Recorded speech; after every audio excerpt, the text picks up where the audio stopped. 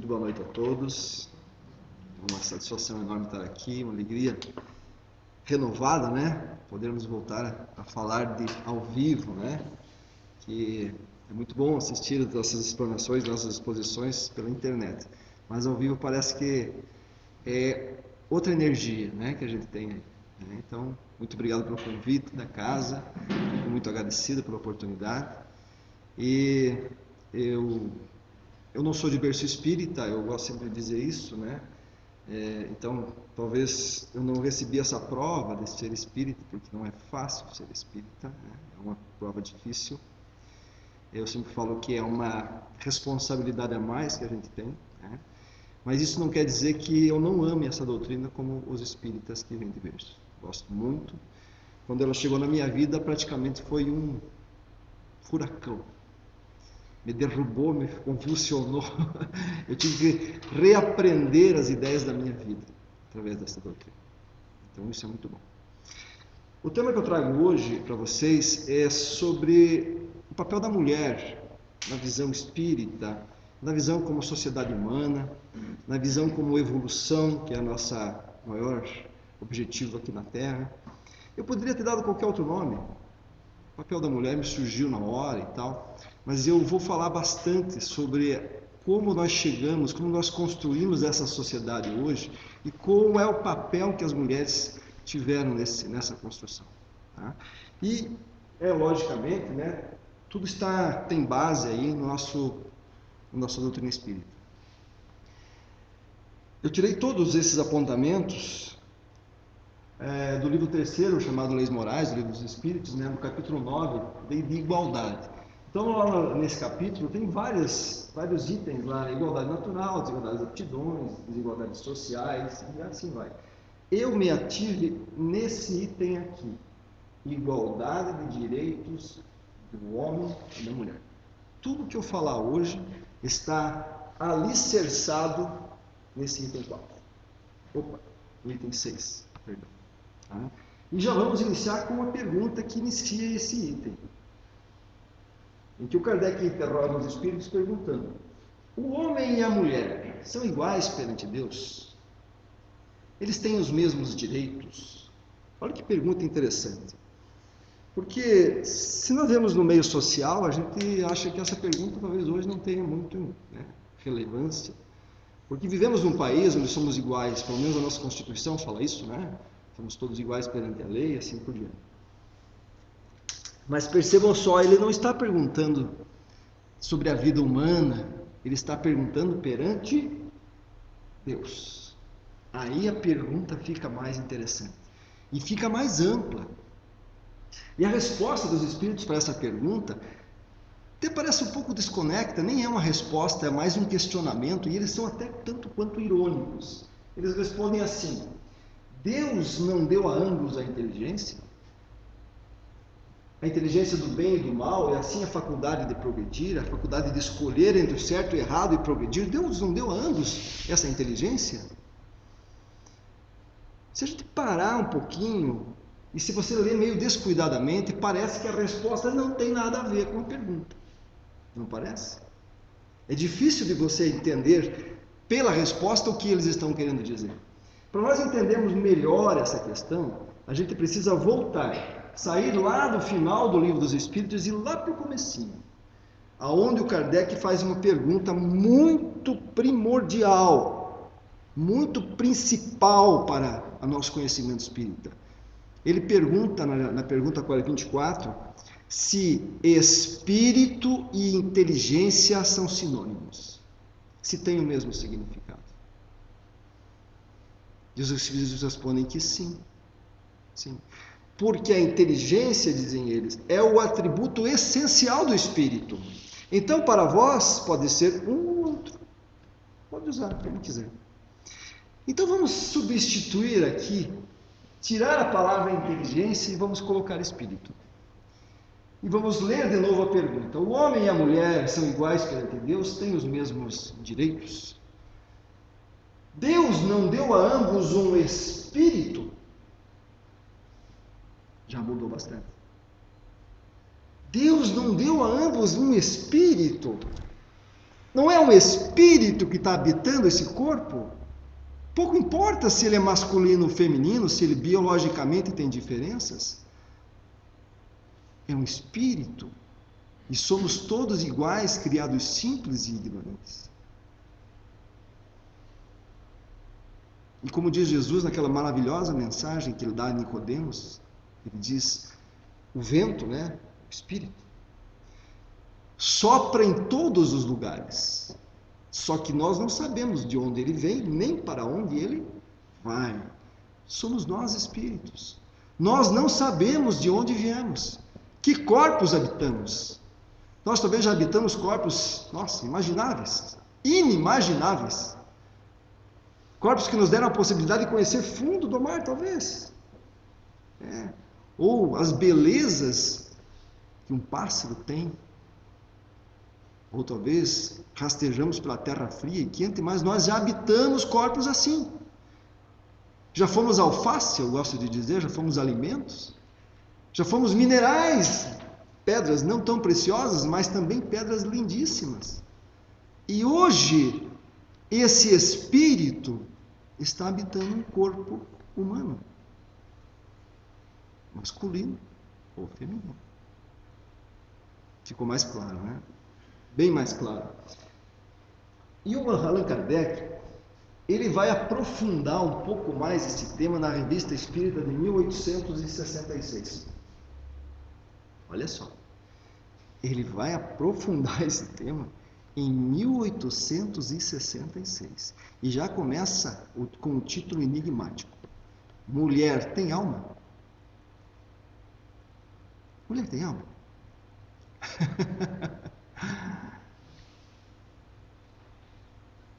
Por que o Kardec começa esse texto com essa pergunta?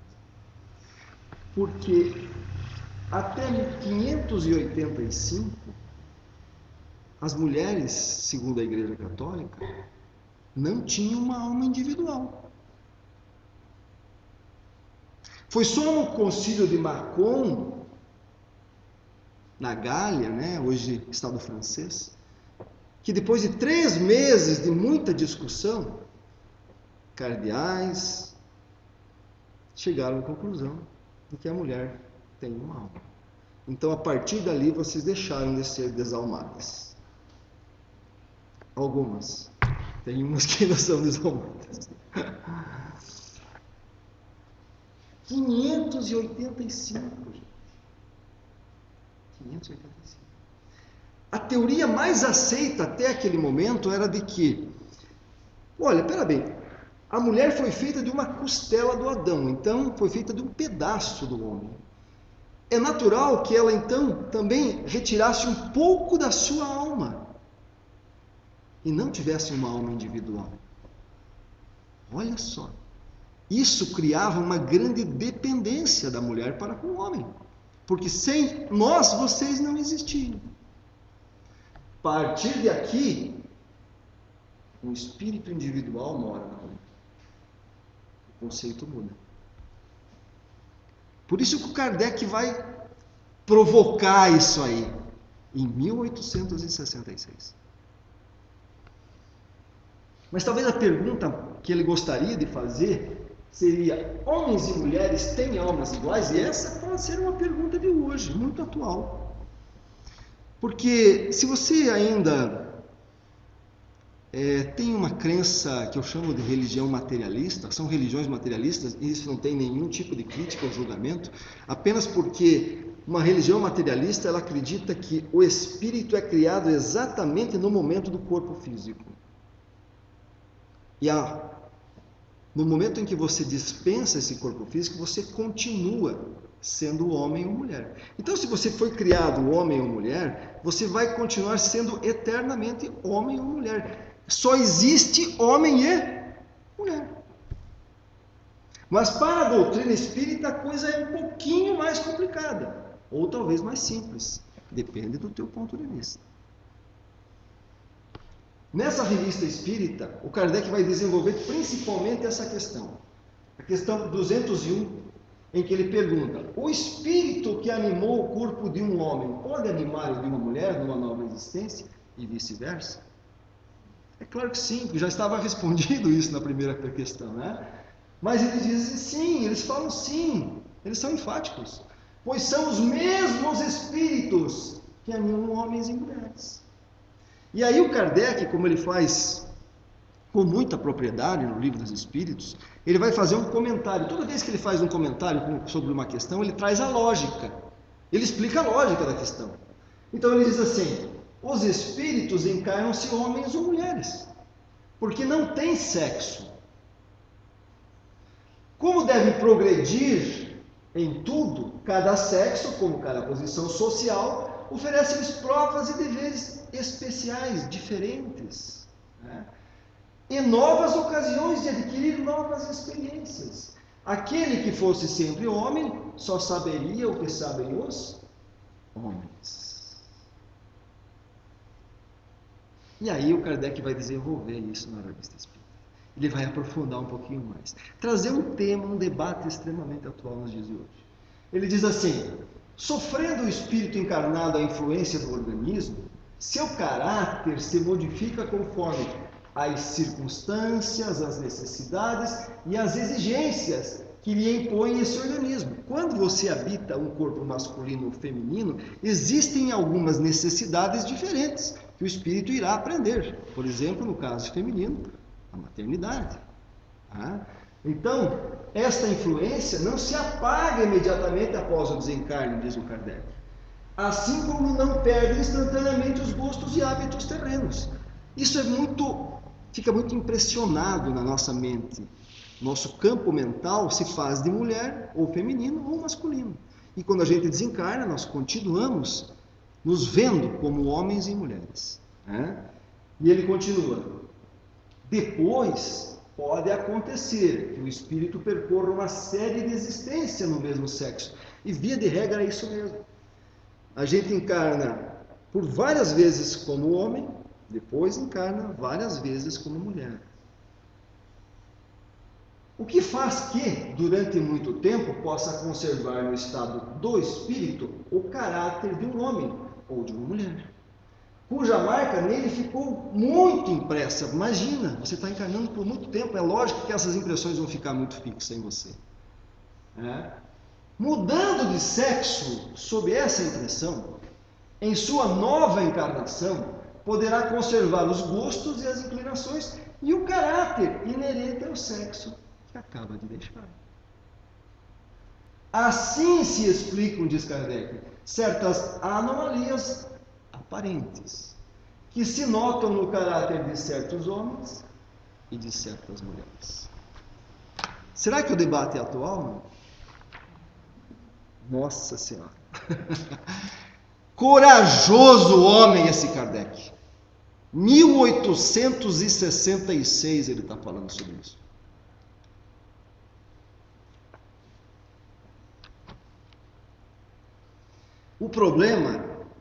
O nosso grande problema é que nós vivemos numa sociedade ocidental.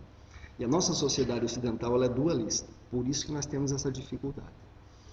Para nós, normalmente existem apenas radicalismos. Ou é Deus ou é demônio. Ou é céu ou é inferno. Ou é bem ou é o mal. Ou é frio, é quente, ou é escuro e claro. Nós geralmente não utilizamos esses dois fatores, esses dois princípios universais que são antagônicos, nós não conseguimos ver complementos neles. Vocês conhecem esse símbolo? Esse é um símbolo taoísta. É um símbolo do Yin e do Yang. Esse símbolo é extremamente interessante, porque ele significa o seguinte. Aqui, vamos usar o bem e o mal, que está mais fácil aqui. Vamos usar o mal como preto. É uma conversão, poderia ser diferente, tá? Aqui é o mal que existe na nossa vida, esse todo é a vida, tá? Esse aqui é o mal. Aqui é o bem. Aqui é o bem que existe no mal. E aqui é o mal que existe no bem. Então não existe nada no universo que é totalmente bom e nada que é totalmente ruim. Sempre vai ter complementos. O que dá para entender muito bem é o seguinte: vamos supor que nós morássemos num lugar onde escurecesse às 6 horas da tarde e amanhecesse às 6 horas da manhã. Às 6 horas da tarde, começava a prevalecer a noite sobre o dia, e começa a ficar noite. E até chegar no ápice da noite, que é a meia-noite, a noite vai entrando no dia, mas ainda tem dia. Quando chegar à meia-noite, nós teremos o ápice da noite, o ápice da escuridão. Mas esse espaço de tempo em que o dia começa a ficar mais forte de novo, que é a meia-noite, é simplesmente inexistente no tempo. E o dia começa a entrar na noite novamente, até chegar às 6 horas da manhã, onde prevalece o dia sobre a noite e clareia. Ou seja, são duas forças antagônicas que se complementam. Elas estão sempre juntas. Não existe lá e cá. E isso funciona também para vários fatores. Escuro, claro, noite e dia, como eu falei, frio, quente, feminino e masculino. É isso que o Kardec está falando. Então, assim, se você está encarnando muitas vezes aqui como mulher, quando você vai encarnar como homem, você não será esse aqui, ter impressões totalmente masculinas. Você no máximo estará aqui. Você estará num corpo de homem com muitas impressões femininas.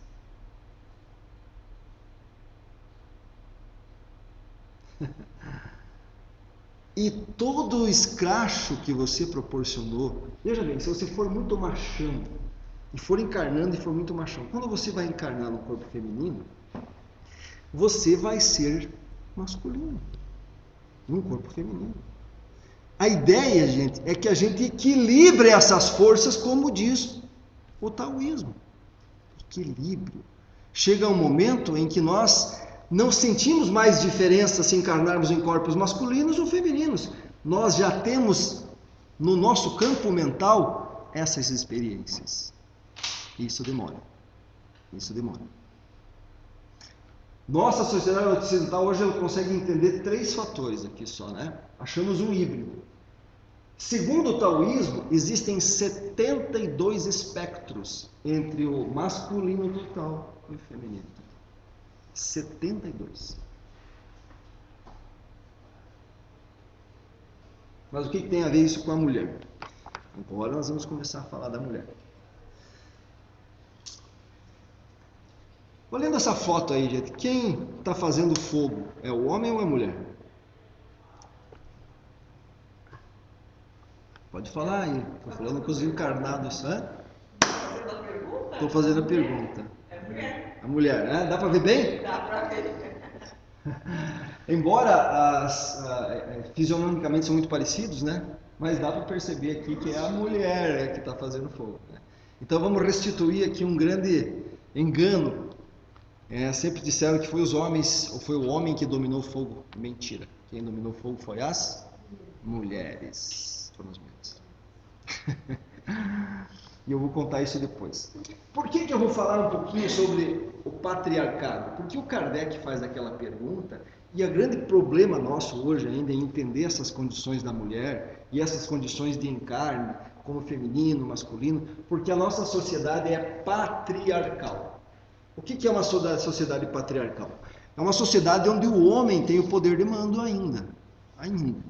A coisa está ficando feia. Nós estamos perdendo espaço. Tá? Mas isso nem sempre foi assim.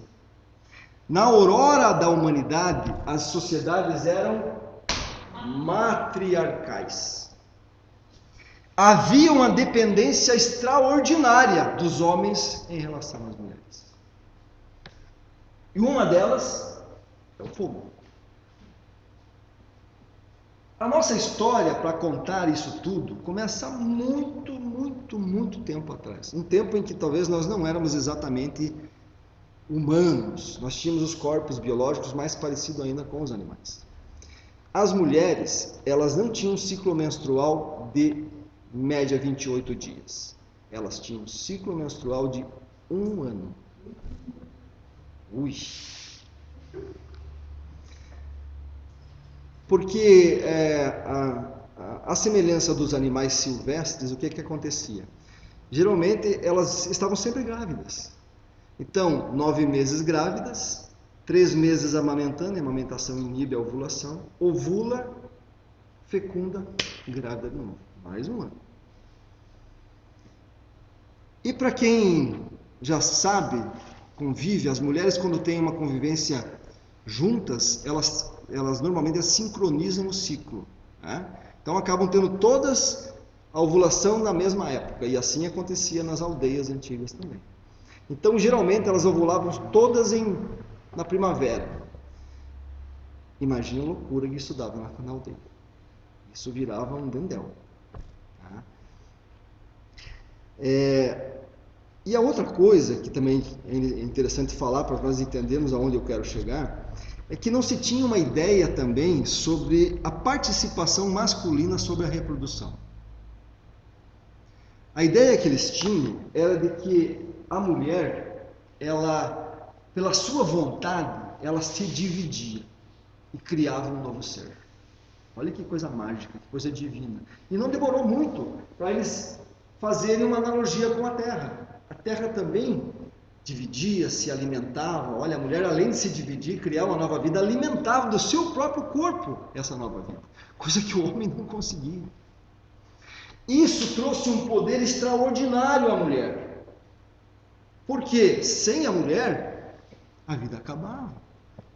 O homem não tem problema, porque eles não sabiam que a participação masculina, mas a mulher era importantíssima. Então isso deu à mulher o primeiro poder, o poder natural ou divino. A mulher era uma deusa. O homem cuidava com todo o cuidado das mulheres. Né? Então, essa era a primeira dependência dos homens com as mulheres. Primeira dependência. A segunda eu já falei. Eu trouxe algumas, tá, gente? Só para vocês começarem a entenderem aonde eu quero chegar posteriormente. A segunda dependência era a questão do domínio do fogo. Num tempo em que eles não conheciam o fogo, quando davam um raio, criava-se o fogo na floresta, eles iam lá, buscavam o fogo, traziam para a caverna e conservavam aquele fogo o tempo todo aceso. E a tarefa de manter o fogo aceso era das mulheres, porque os homens saíam caçar, saíam guerrear, saíam brincar, e as mulheres ficavam na aldeia por causa das crias e tal, e cuidavam do fogo. E aos poucos elas foram aprendendo toda a sistemática do fogo. Como elas também faziam os instrumentos de pedra, a idade era o paleolítico, né? No bater uma pedra e outra, uma faísca, novo fogo, começaram a entender o fogo. E começaram a fazer o fogo e assim dominá-lo. Os homens, muito tempo depois, entenderam esse processo. Então esse era outro poder, outra dependência masculina. Eu sempre brinco, quando a mulher brigava com o marido, ela apagava o fogo. Tudo bem, então, se quer brigar, continuar a brigar, então, apaguei o fogo. Era uma dependência masculina. Outra, o poder da manipulação dos alimentos. Era a mulher que fazia comida. Ela coletava os alimentos, como ervas, raízes, frutas, vegetais, e começou a conhecer essas ervas. Começou a conhecer o que é comestível e o que não é. E ela fazia o alimento. Então agora imagine o poder que essa pessoa começa a ter. Porque quando eu faço nutrição a alguém, eu posso alimentá-lo e posso também matá-lo, envenená-lo. Então os homens criaram essa dependência. Eles não sabiam cozinhar. Eles faziam um churrasco, no máximo. O resto, se não tivesse carne, passavam fome.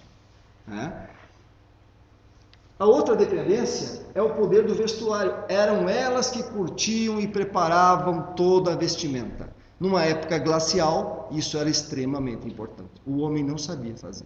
Ele caçava, trazia pele, mas quem preparava eram as mulheres. Outra dependência masculina. E a última, porque tem mais, mas eu trouxe algumas, era o poder de proteção infantil. Esse é extraordinário. Se largasse uma criança nas mãos de um homem, morreria, fatalmente. O homem, porque assim, ele não tinha, até hoje ainda é assim, como a gente não tem, ou a gente não, e isso está muito, muito forte aí na nossa memória arcástica, A ideia de que nós éramos o pai, que a cópula era feita na aldeia toda, então os filhos eram da aldeia, mas a mulher sabia que o filho era dela. Então a mulher cuidava daquela cria com a vida dela. O homem não. Então, para que as tribos, para que as aldeias crescessem, a mulher era importantíssima. Sem a mulher não tinha vida, o homem não sobrevivia. Portanto, a nossa sociedade da época era matriarcal, porque os homens se dependiam das mulheres. O fator de dependência era muito forte.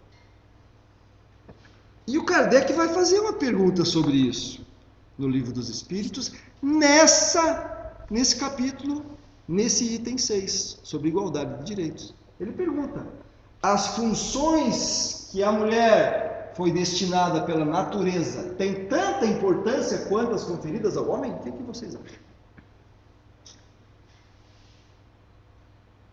Olha a resposta deles. Sim, e até maior. Mas é claro, né? É ela quem lhe dá as primeiras noções da vida. E aqui ele colocou um exemplo, que é o cuidado que eu falei com a cria, que o homem não tem. Mas ele fala das tarefas, a multifuncionalidade das mulheres, né? E essa multifuncionalidade é muito interessante, porque assim, imagina só, vocês hoje, mulheres, têm a capacidade de fazer muita coisa ao mesmo tempo, não fazem? Isso é desse tempo. Porque percebam só, vocês estão lá,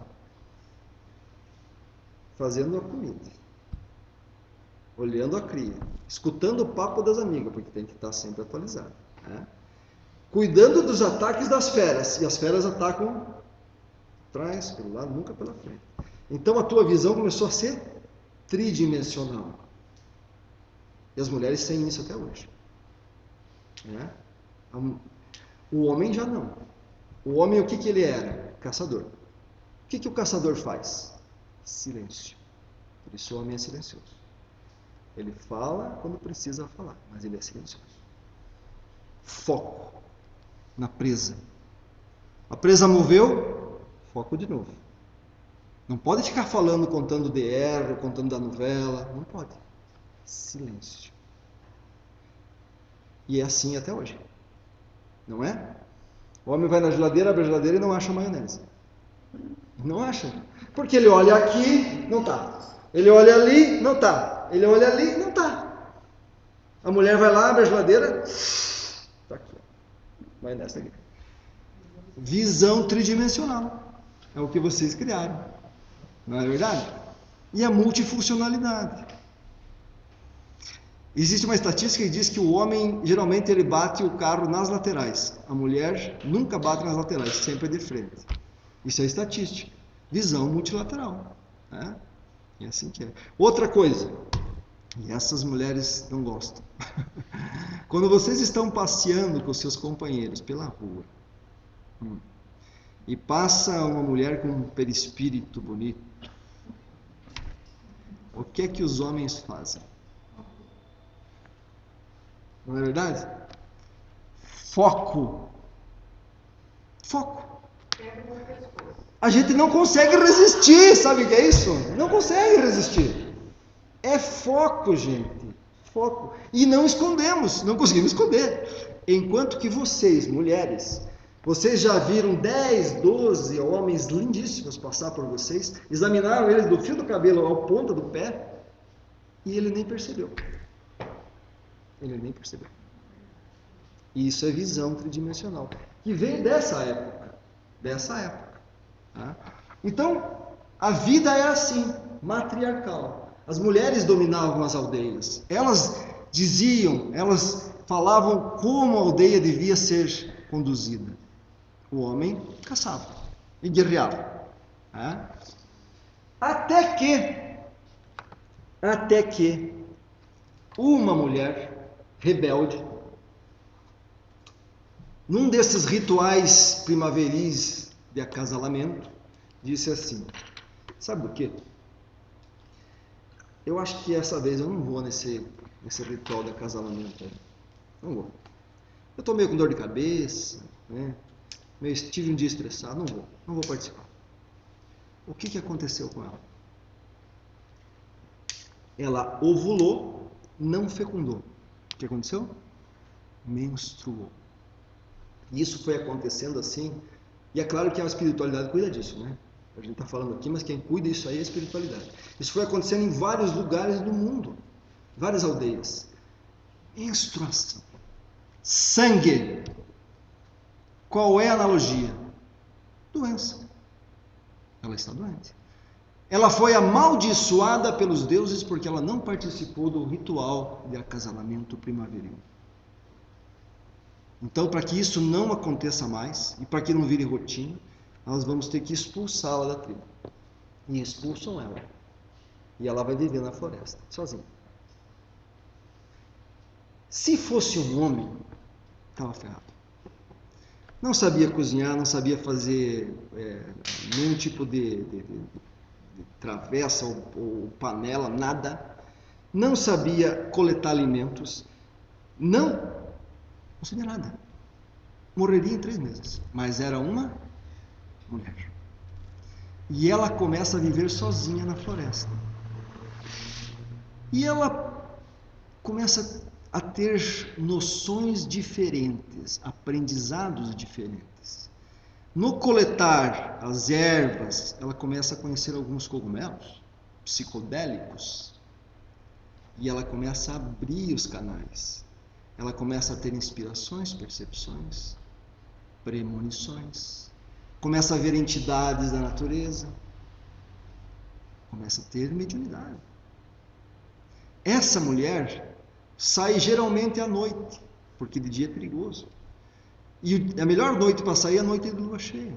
Ela sai na noite de lua cheia e às vezes alguém vê ela passeando pela noite de lua cheia. Essa mulher domestica o gato, porque a mulher domestica o gato, o homem o cachorro, mas quem domestica o gato é a mulher. Porque o gato caça pequenos animais, e isso é interessante. Quem tem gato em casa? 2 mulheres e um homem. 2 tem gato também, mas é por causa da mulher, não é por causa de você. Essa relação feminino-gato tem uma coisa muito séria, vem dessa época. Geralmente o gato ele tem uma integralidade maior com a mulher, a relação é melhor, sabe? Os gatos de vocês nunca deixaram um presentinho? Assim, um passarinho, já? Deixaram? Caçar pequenos animais para as mulheres. Ele deixa para a mulher. É instintivo do animal. Então essa mulher domestica o gato. Quem é essa mulher, gente? Quem é essa mulher? A bruxa. Ela é a bruxa. E ela é do mal, né? Não é do mal? Ela tem que ser do mal. Porque a do bem está lá na tribo, seguindo um padrão. A do mal que disse não, foi rebelde, essa tem que ser do mal. E toda feiticeira, toda bruxa, sempre na nossa concepção, foi considerada do mal. A sociedade nossa ensina isso. Essa é a bruxa. E assim a coisa continuou. Até que chegou um momento em que os homens cansaram de ser exploradas, de ser usadas pelas mulheres. Cansaram dessa dependência. E eles resolveram fazer uma revolução deles. E aí os historiadores chamam da segunda revolução social. Só que tinha um problema. Os homens não sabiam cozinhar, não sabiam nada, não tinham nenhum poder. Mas, com o passar de milhares de anos caçando, guerreando, por seleção natural, os homens foram ficando mais fortes e mais feios, né? Mas ficamos mais feios. Quando foram ficando mais fortes, eles perceberam que eles têm o maior de todos os poderes, o poder da força bruta. Então, eles disseram assim, agora é nós que vamos mandar esse pedaço. Ah, não, é conosco. Tá? Pois é, mas e aquele probleminha? Nós não sabemos cozinhar, Se nós matar a mulherada toda aí, nós vamos morrer tudo junto. Nós vamos ter que dar um jeito. Aí alguém teve uma ideia. Não, vamos fazer o seguinte. Cada um pega uma para você. Cada um. Ela vai cozinhar, fazer os teus vestimentas, cuidar do fogo, te dar filhos pela cria e tudo mais. Ela vai ser a sua mulher, ela vai só para fazer isso. Mudou alguma coisa? Olha, nós vivemos numa sociedade democrática, nós buscamos a igualdade. Mas tem lugar nesse planeta ainda que é assim que funciona. É assim que funciona. E tem mais um grande problema nesse momento. Um perguntou assim, tudo bem, só que a mulher sabe que ela é mãe. Eu não sei se eu vou ser pai do filho dela. Como é que a gente tem certeza de que o filho que ela vai ter é meu? Ah, bom. Então a gente vai ter que fazer o seguinte. A gente prende ela e não solta. Cada uma só vai poder ter relação com o seu marido. O marido pode ter com quem quiser, mas ela só vai poder ter com você. Boa ideia. E se por acaso ela resolver dar uma pulada de cerca? Ah não, aí a gente mata. A gente mata. A resolução foi simplesmente essa. Vocês acham que eu estou sendo agressivo? Dia 10 de março de 21, fazem 11 meses, bem certinho. Foi consolidado pelo plenário do Supremo Tribunal Federal, o STF, a inconstitucionalidade da tese da legítima defesa da honra do homem,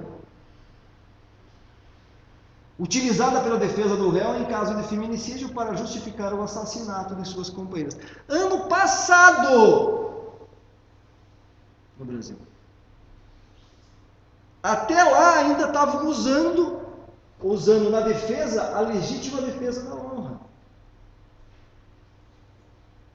Alexandre de Moraes, que foi o relator, uma análise do Brasil desde os tempos da colônia, porque na época da colônia, até a Constituição de 1891, amplo direito do homem honrar como marido, né, defender a sua honra. Isso era usado nos tribunais. Tempos de colônia aponta para um discurso complacente com a violência contra as mulheres, pensada como mera propriedade do homem. O ato de matar a esposa, considerada infiel, transformou-se historicamente em verdadeiro mérito do marido, que vinga a sua desonra. Milhares de anos, gente, e nós estamos vivendo assim ainda.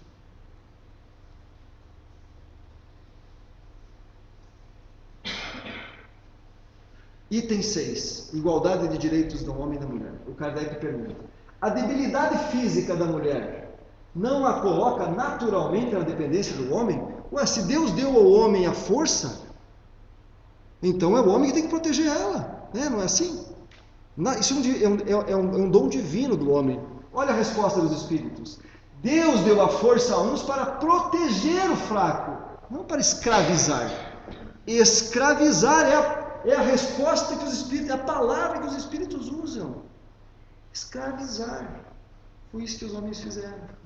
Olha, o homem falando. Como eu disse, a doutrina espírita tem que jogar de ponta cabeça para eu poder falar isso.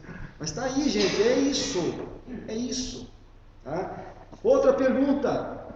De onde procede então essa inferioridade moral das mulheres em certas regiões, em certos lugares do mundo? Não, aqui no Brasil não, né? Outro lugar. Talibã. Resposta dos Espíritos: do domínio injusto e cruel que o homem exerceu sobre ela. Uma consequência das instituições sociais e do abuso da força sobre a debilidade. Entre os homens pouco adiantados do ponto de vista moral, a força é o direito. E como tem gente usando a força como direito ainda. Vejam, são os Espíritos que estão falando tudo o que eu contei aqui. Eu fiquei muito curioso com essas palavras aqui, ó, do domínio injusto e cruel que o homem exerceu sobre ela, uma consequência das instituições sociais. Que instituições sociais que legitimizaram o domínio do homem sobre as mulheres? Que seriam essas instituições sociais? a maior delas, as religiões. Nossas religiões são extremamente machistas. Foram construindo religiões para criar dependência da mulher com o homem. Haja visto até 542, quando se achava que a mulher não tinha uma alma individual, para criar uma dependência com o homem. Este é Salomão. Gente, eu podia ter tirado, nossa, centenas de passagens bíblicas, tá? Mas eu tirei uma. Está lá no livro dos Reis, 11:3. Ele teve 700 esposas, princesas e 300 concubinas. 1000 mulheres à sua disposição. 1000.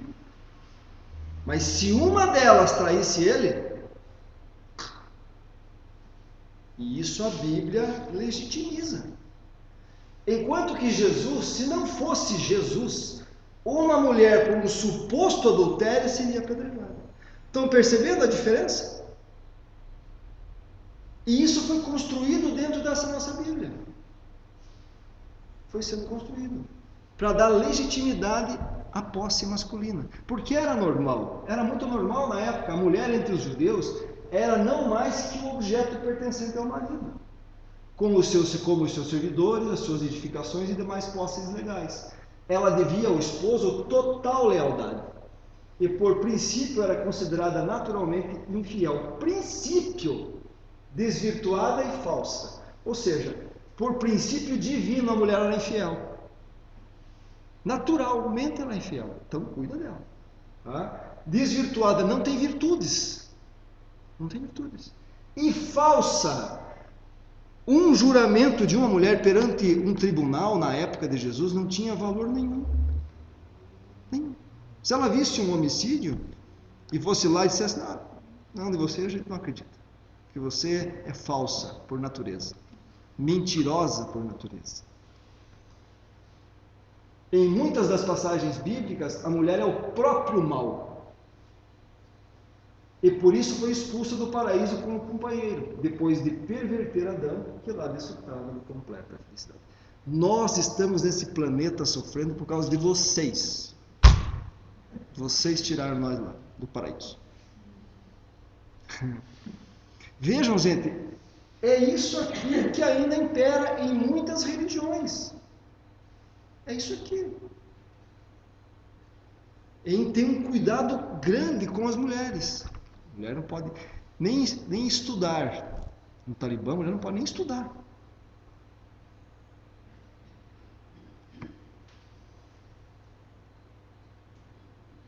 Vocês já ouviram falar no Adão? Já? Então vou falar um pouco do Adão. Para nós chegar um pouco mais no final da nossa palavra. Quem foi Adão? O que, por favor? O primeiro homem, né? Foi o primeiro homem. Então eu vou dar uma notícia, se é que vocês não saibam. O Adão foi o primeiro homem que apareceu na Terra e foi também o primeiro homem a ser abandonado por uma mulher. Né? Não, puxa vida, agora o Zé está inventando. Não, o Zé não está inventando, não. Isso está na Gênesis, está lá na Bíblia, na Gênesis. No capítulo 1, versículo 27, está escrito assim: Deus criou o homem à sua imagem e semelhança. Criou a imagem de Deus, criou o homem e a... Então a mulher foi criada no capítulo 1. Do mesmo barro que foi criado o homem, foi criada a mulher. Do mesmo sopro que deu a ela um espírito, ao homem um espírito, também a mulher. No capítulo 1. A Eva só vai aparecer no capítulo 2. Está lá. O Senhor Deus disse. Agora Deus está falando. Vamos prestar atenção, porque agora a coisa é séria. Tá? O Senhor Deus disse: não é bom que o homem esteja só. Mas peraí. E cadê aquela mulher? Onde é que está aquela mulher? Vou dar-lhe uma ajuda que lhe seja adequada. Pare e pense. Se ele agora vai dar uma ajuda adequada, é porque infelizmente teve alguém inadequado. Não é verdade? Não é assim? Da costela, então, que tinha tomado do homem, o Senhor Deus fez uma mulher, não diz a mulher, uma mulher, elevou-a para junto do homem. E lá no 23, agora o Adão vai falar. Disse então o homem, esta sim, tá? Se esta sim, é porque existe uma outra não é? Senão você não fala, ó, o Gustavo sim, sinal que ele não. Esta sim é o osso dos meus ossos, é a carne da minha carne. Ela será chamada mulher, para não dizer assim, minha mulher. Tá? Porque do homem foi tirada, ou seja, de mim, ela depende de mim para existir. Então ela é mulher. Veja, gente, de quem é que a Bíblia está falando aqui nesse momento? De que momento da história a Bíblia está falando? Do segundo caso, da segunda revolução, a revolução da força, onde o homem tomou conta. É isso que a Bíblia está falando, porque a Bíblia está correta. Só que ela usa uma linguagem simbólica para nós entender um momento da história humana. É isso aqui. É isso aqui. Tá? E quem era a primeira mulher que deixou? O Adão. Olha, pergunta 50 no Livro dos Espíritos. A espécie humana começou por um só homem? Não! Aquele que chamais Adão não foi o primeiro, nem o único a povoar a terra. Aí o Kardec vai usar a lógica, tá? Alguns, e com muita razão, consideram Adão como um mito, uma alegoria, personificando as primeiras idades do mundo. Então Adão representa aquele homem das cavernas. Aquele homem das cavernas. E ele foi primeiro abandonado.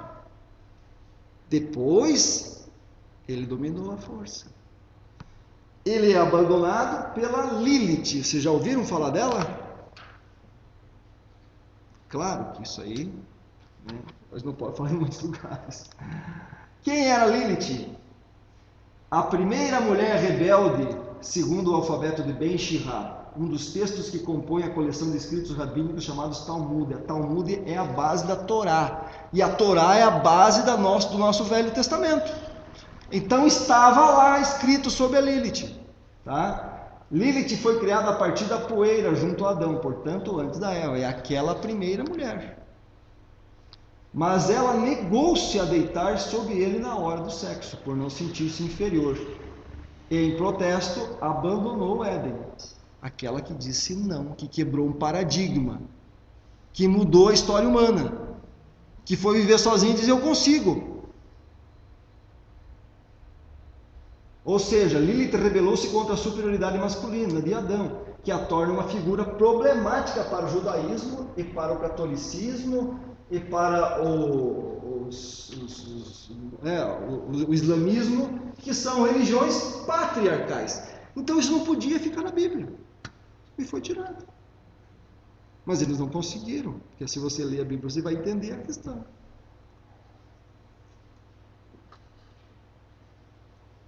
Olha aí a Lilith. Isso aqui é uma escultura dos caldeus, 3.000 anos antes de Cristo. Olha aqui, os gatos, a coruja. Ela ainda não tinha a vassoura, porque naquele tempo não tinha tecnologia da vassoura, então ela tinha asas, tá vendo? Mas essa era a figura da Lilith. Tá? Olha aqui uma imagem, as luas, o gato, essa é a Lilith. Se você for procurar na internet, aqui ó, Lilith, tá vendo? Quem são as Liliths, gente? Quem são as Liliths? As Liliths são as mulheres que quebraram paradigmas e mudaram o nosso mundo. Quantas Liliths não foram assassinadas simplesmente por serem mais inteligentes que os homens? Quantas? Quantas Liliths não foram assassinadas porque tinham habilidades que os homens não tinham? Quantas Liliths foram queimadas simplesmente por serem mais bonitas, e despertarem o desejo masculino, porque isso é culpa da mulher. Quantas Liliths? Quantas Liliths vocês conhecem aqui em Rio Negro e Mafra, que o povo tem um linguajar pejorativo, mas que mudou muitos conceitos ainda aqui na nossa sociedade patriarcal. E bate de frente. Bate de frente com a sociedade patriarcal. O nosso objetivo, gente, e o meu objetivo, explicando um pouquinho disso aqui, tem muito mais para falar, é que a gente comece a ter um pouco de consciência de que não é correto viver uma sociedade patriarcal. Que o homem tem certos deveres com a mulher. Que talvez não seja correto viver também numa sociedade matriarcal completa. O homem também tem que ter os seus direitos. O que nós temos que buscar na nossa sociedade é a contemplação do compartilhamento de uma família. É isso que nós temos que buscar. É não ter mais que execrar Liliths, nem homossexuais. É mostrar para os nossos filhos a conviver com indiferentes, com pessoas diferentes, com espíritos diferentes. Porque somos todos espíritos. Todos espíritos. Muita paz a todos.